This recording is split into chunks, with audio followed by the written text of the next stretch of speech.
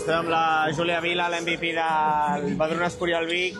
Una llàstima, no? Una llàstima perquè tot l'esforç d'arribar a aquesta final i al final jo crec que, tot i competir-ho, crec que us esperàveu també que estigués una mica més igualat, no, el partit i tot.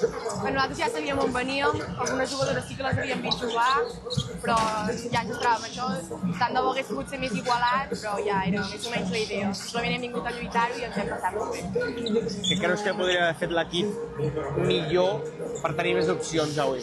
Jo crec que estar intensos tot el partit i pujar les línies de passe, per exemple, també el màxim d'estona possible per que elles estiguessin menys còmodes i nosaltres poder fer el pas endavant.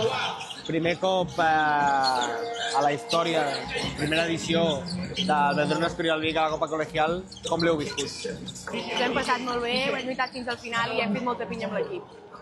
I l'escola, com ho ha viscut? Ens ha vingut a animar molta gent, quan hem jugat a casa més, el fet de ser Manresa ens quedava una mica més lluny, però tot i així, Déu-n'hi-do el públic que hem tingut. T'agrada això de que és una delegació especial de la categoria central? Què vols dir, una delegació? Sí, que jugueu entre les de la categoria central. Ah, sí, no. M'ha agradat molt perquè coneixes més a la gent i a més et tens a prop. I que millor. Doncs res, donar-te les gràcies pel teu partit, per la teva edició, que has estat el quintet ideal de la categoria central també. I res, l'any que ve seguiràs, no? 2007? No, perquè jo faig segon de batxillerat, així que és el meu últim. Doncs res, et veurem a les grades. Sí, i tant, i tant. Gràcies, Júlia. A vosaltres.